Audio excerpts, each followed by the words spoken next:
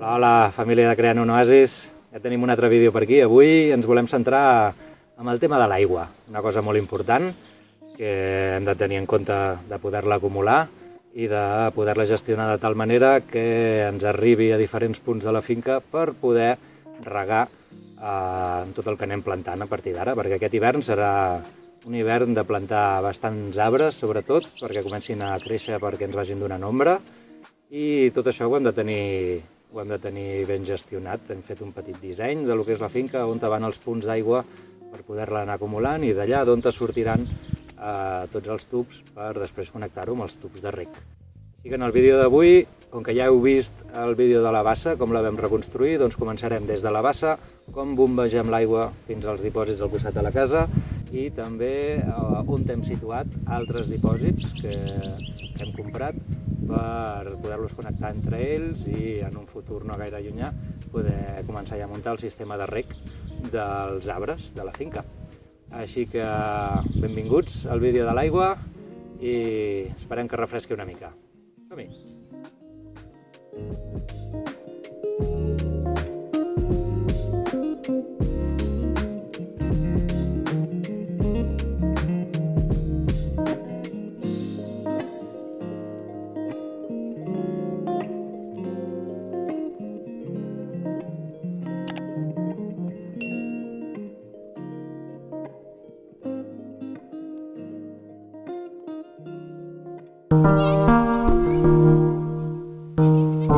Recordeu la bassa i com ens la vam trobar?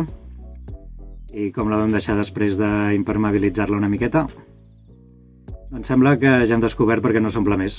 Creiem que aquest nivell que es veu aquí és el nivell freàtic de l'aqüífer, que surt directament d'aquesta paret, ja que li traiem 2.000-3.000 litres i el dia següent ja torna a recuperar el nivell. Així que ara per ara no li farem res més. I així és com la portem cap a casa, amb una bomba submergible i 100 metres de manguera i 100 metres de cable elèctric la pugem cap a dalt.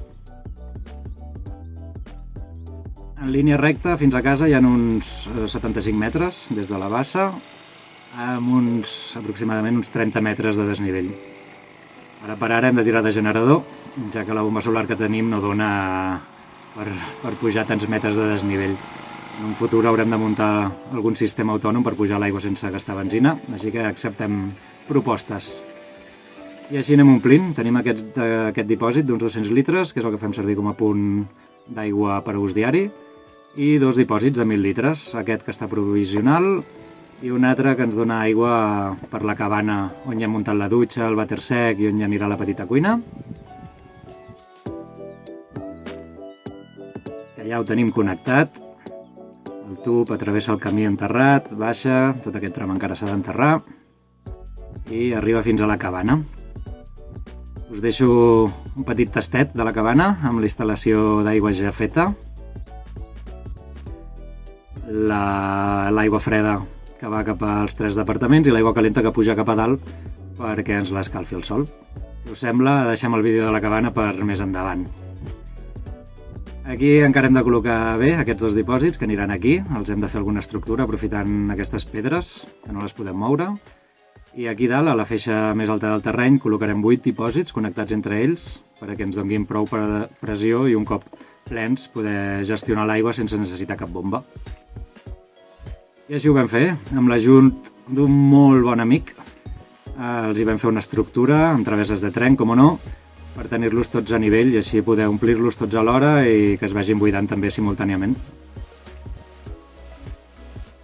Així ara tenim la possibilitat d'acumular 8.000 litres i només falta connectar-los. La idea és connectar-los per l'aixeta de baix i que tot el sistema només tingui una entrada i una sortida. Però això també us ho guardo per un proper vídeo.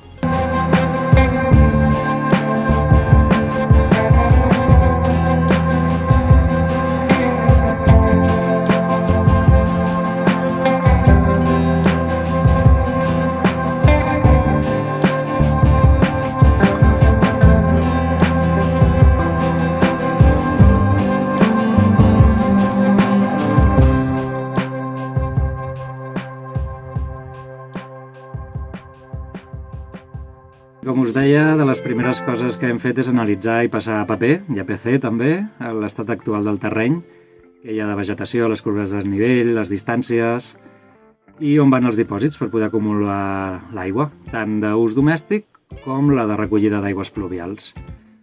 Ara mateix, per exemple, aquesta taulada va parar en aquests dos dipòsits d'uralita, els volem treure d'aquí i fer baixar el tub fins a terra, enterrar-lo per tot aquest tram de l'era i fer-lo arribar fins a aquests dos dipòsits que hem col·locat en aquest forat.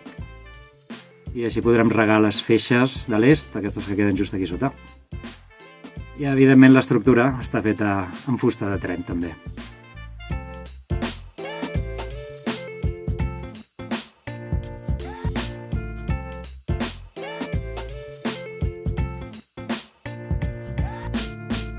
I mentre acabem de muntar aquests sistemes i connectar els dipòsits, només ens queda esperar que vagi plovent.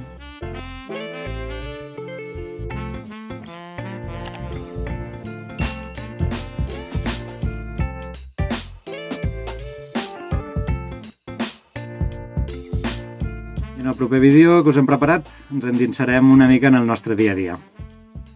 Us mostrarem una mica com gestionem les tasques més bàsiques, rentar plats i la roba, la dutxa i el lavabo, on dormim.